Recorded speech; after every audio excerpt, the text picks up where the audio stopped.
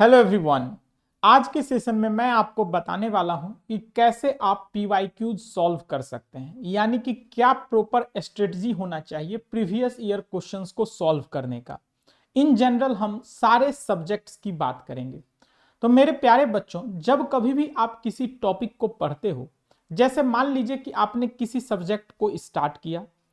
For an example मैं mathematics की बात करता हूं, तो मैथमेटिक्स में अगर आप पहला चैप्टर पढ़ रहे हो लीनियर अलजेब्रा, तो लीनियर अलजेब्रा जिस तरीके से आप पढ़ते जा रहे हैं, तो आपको क्या करना है कि जैसे जैसे लेक्चर्स कंप्लीट हो रहे हैं, जैसे मान लीजिए कि फर्स्ट लेक्चर में आपको कंप्लीट किया गया है कि basics of matrixes and determinant, तो आप उससे रिलेटेड जितने भी प्रीवियस ईयर क्वेश्चन हैं आप उसी समय सॉल्व कर लिया करो। यानी कि जब आप लेक्चर देखते हैं, नोट्स बना लेते हो, तो नोट्स का अच्छे से रिवीजन कीजिए और रिवीजन करने के बाद आप प्रीवियस ईयर क्वेश्चंस को ट्राई कीजिए उस टॉपिक का। तो इससे होगा ये कि जो आपने पढ़ा है आपको ये पता चलेगा कि क्या आप उसको अप्लाई कर पा रहे हैं या नहीं, और साथ ही साथ जो कुछ भी आप नया पढ़े हो वो आपको याद भी हो जाएगा काफी कम टाइम में। तो ये है एक स्ट्रेटजी जिससे कि आप पीवाईक्यू सॉल्व करेंगे। और जब आप किसी टॉपिक को पढ़े और उसके बाद आपने उसका रिवीजन किया घर पे आके और उसके पीवाईक्यू सॉल्व कर लिए, तो आपको एक कॉन्फिडेंस आ गया कि आप इससे रिलेटेड क्वेश्चंस को सॉल्व कर पाएंगे। और अगर मान लीजिए आपसे सॉल्व नहीं होता है, तो आप क्या कर सकते हो, जब वो चैप्टर चल रहा होगा तभी आप टीचर से डाउट भी पूछ सकते हैं कि सर ये टॉपिक के ये क्वेश्चंस मेरे से सॉल्व नहीं हुए हैं। तो ये तरीके से आप अपना कॉन्फिडेंस भी बिल्डअप कर सकते हैं और आप अपना डाउट्स भी क्लियर कर सकते हो। नेक्स्ट, जैसे जैसे हमारा चैप्टर कंप्लीट होता जाएगा तो आप टॉपिक वाइज उसके पीवाईक्यूज करते जाइए और लास्ट में आप सारे ब्रांच का, यानी कि जैसे मैथमेटिक्स की मैं बात कर रहा था, तो मैथमेटिक्स में लीनियर अलजेब्रा है, तो आपको सिर्फ अपने ब्रांच पे फोकस नहीं करना है, सारे ब्रांच के क्वेश्चंस पे फोकस करना है। तो आप उस तरीके से आप सारा क्वेश्चंस बना लोगे। सिमिलरली नेक्स्ट जो टॉपिक स्टार्ट होगा कैलकुलस, तो आप उसमें भी वही पैटर्न को फॉलो कीजिए कि टॉपिक कंप्लीट होता जा रहा है और उसके बाद आप उसके क्वेश्चंस को सॉल्व करते जा रहे हैं। तो इस तरीके से आप सारे पीवाईक्यू सॉल्व कर लोगे। लेकिन अगर आप ये सोच रहे हैं कि पहले मैं पूरा सब्जेक्ट को कंप्लीट कर लेता हूं उसके बाद पीवाईक्यूज ट्राई करूंगा, तो इसमें आपका काफी ज्यादा नुकसान है। पहला नुकसान ये है कि मान लीजिए कि सब्जेक्ट कंप्लीट हो जाता है और उसके बाद आप पीवाईक्यूज ट्राई करते हैं, तो हो सकता है कि जिस भी फैकल्टी से आप पढ़ाई कर रहे होंगे उस फैकल्टी से अब आपका इंटरेक्शन कम हो गया होगा, यानी कि अब उनके लेक्चर्स कंप्लीट हो गए होंगे, तो हो सकता है कि अब आप उनसे डाउट नहीं पूछ पाओगे, या डाउट पूछ पाते हो तो आपको उनका रिप्लाई कम मिलेगा। तो एक तो पहला ये ड्रॉबैक है। तो इस कारण से हम सजेस्ट करते हैं कि जैसे जैसे टॉपिक्स कंप्लीट होता है, चाहे वो टेक्निकल हो या नॉन टेक, तो वैसे वैसे आपको पीवाईक्यू सॉल्व करते रहना चाहिए। और जब आप फर्स्ट टाइम पीवाईक्यू सॉल्व करते हैं, तो देखिए मान लीजिए कि आपने 10 क्वेश्चन ट्राई किया, 10 में से कुछ ऐसे क्वेश्चंस होंगे जो आपसे एक बार में सॉल्व हो गया, यानी कि बिना नोट्स को देखे हुए, या आपको थोड़ा बहुत फॉर्मूला रिकॉल करना पड़ा, तो वैसे 7 से 8 क्वेश्चन सॉल्व हो गए। अब 2-3 ऐसे क्वेश्चंस हैं जो आपसे सॉल्व नहीं हुआ, आपने उसका सॉल्यूशन देखा, सॉल्यूशन देखने के बाद आपको समझ में आ गया कि हाँ ये इस तरीके से सॉल्व होता है, तो वैसे क्वेश्चंस को आप क्या करो कि कोई मार्क कर दो वहां पे, या तो सर्कल कर दो, स्टार कर दो, कुछ भी मार्किंग दे दो कि ये आपसे फर्स्ट टाइम सॉल्व नहीं हुआ। क्योंकि ये वही क्वेश्चन है जो आप अगर बिना रिवीजन के 2-3 महीने बाद ट्राई करोगे तो आपसे दोबारा नहीं बनेगा। ठीक है, तो बच्चों आपको क्या करना है, फर्स्ट बार में आपको वो मार्किंग कर देना है कि ये सारे क्वेश्चंस मेरे से नहीं बने थे, और उसका अच्छे से सॉल्यूशंस प्रिपेयर करके अगले दिन उसको रिवीजन भी कर लेना है। तो ये तो हो गया जब आप फर्स्ट टाइम पीवाईक्यू सॉल्व कर रहे हैं तो कैसे सॉल्व करना चाहिए। और जब आपने मार्किंग की होगी, तो जब आप रिवीजन करोगे तो रिवीजन के टाइम में भी क्या करना है बच्चों, जो प्रीवियस ईयर बन गए हैं, यानी कि फर्स्ट रिवीजन जब आप कीजिएगा प्रीवियस ईयर का, तो उस टाइम तो आपको सारे पीवाईक्यू सॉल्व करने हैं। उसमें यह नहीं देखना है कि मेरे से ये पहले हुआ था या नहीं हुआ था, आप सारा एक बार में सॉल्व कर लो।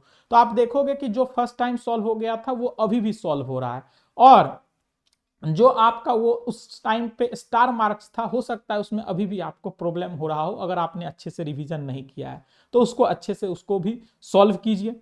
नेक्स्ट टाइम जब आप रिवीजन कीजिएगा, यानी कि जब आप सेकेंड या थर्ड टाइम पीवाईक्यूज लगाओगे, तो उस टाइम पे आपको वही क्वेश्चंस लगाना है जो आपने स्टार मार्क किया है, या वैसे क्वेश्चंस जो आपसे बार बार सॉल्व नहीं हो रहे हैं। वैसे क्वेश्चंस को आप अपने थ्योरी में भी लिख सकते हो, जिससे कि जब आप थ्योरी को रिवीजन कीजिएगा तो वहां पे वो क्वेश्चन आपको मिल जाएगा, तो आपको पता चल जाएगा कि हाँ यहाँ पे ये चीजें फॉर्मूला यूज करनी है, मैं भूल जाता हूं। तो ये एक तरीका है पीवाईक्यू सॉल्व करने का। यानी कि हमेशा जब कभी भी आपका सब्जेक्ट चल रहा हो, यानी कि जो टीचर्स आपको जो सब्जेक्ट पढ़ा रहे हैं, तो जैसे जैसे टॉपिक्स कंप्लीट होते हैं आप पीवाईक्यूज उसी टाइम पे सॉल्व कर लिया करो।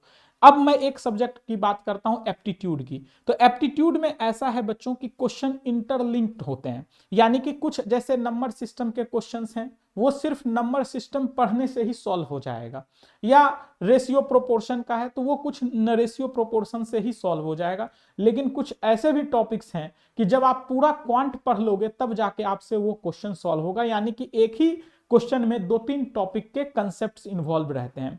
तो इस कारण से मैं जो एप्टीट्यूड में है कुछ क्वेश्चंस तो आपको टॉपिक के साथ ही करवाता हूं, और कुछ क्वेश्चंस हम लास्ट में डिस्कस करते हैं, क्योंकि उसमें 2-3 टॉपिक्स के कंसेप्ट्स इन्वॉल्व रहते हैं। ये एप्टीट्यूड का केस है। बाकी सब्जेक्ट में ऐसा नहीं होता है। मैथमेटिक्स में अगर आप अलजेब्रा पढ़ रहे हो तो अलजेब्रा के सारे कंसेप्ट्स या जो भी टॉपिक वाइज बनाओगे वो वहीं पे है। ऐसा नहीं है कि अलजेब्रा में कैलकुलस का बहुत ज्यादा कंसेप्ट यूज होता है। कैलकुलस पढ़ोगे तो कैलकुलस का ही रहेगा। तो आप एक सीक्वेंस में फॉलो कर सकते हैं। टेक्निकल सब्जेक्ट्स के भी पीवाईक्यूज आप इसी तरह से सॉल्व कर सकते हैं। और अगर आप गेट की तैयारी कर रहे हो, ईएससी की तैयारी कर रहे हो, या किसी भी एग्जाम की तैयारी कर रहे हैं, तो पीवाईक्यूज आपके लिए बहुत ही इंपॉर्टेंट होता है। यानी कि बिना पीवाईक्यूज सॉल्व किए हुए आप अगर वो एग्जाम देने जाते हैं तो हो सकता है कि आप अच्छा परफॉर्म नहीं कर पाओगे।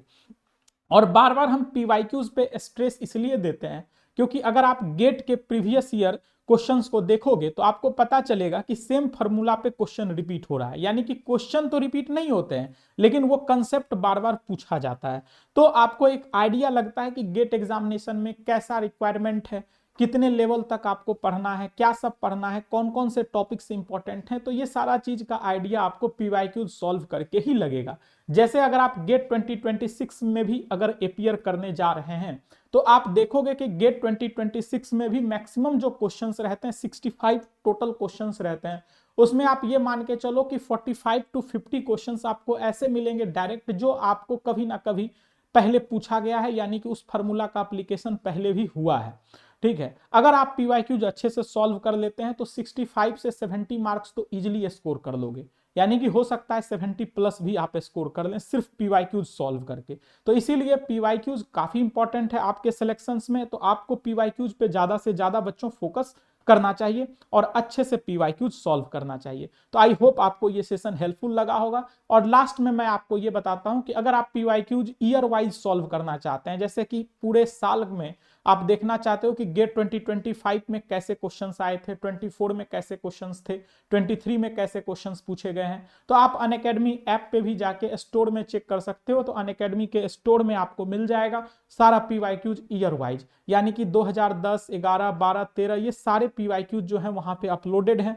तो आप ईयर वाइज टेस्ट के तरह भी आप दे सकते हो, सारा पीवाईक्यूज को सॉल्व कर सकते हो। तो my best wishes are always with you, और अच्छे से प्रिपरेशन कीजिए। और गेट 2026 के लिए जितना आप मेहनत कर सकते हैं आप उतना मेहनत करो।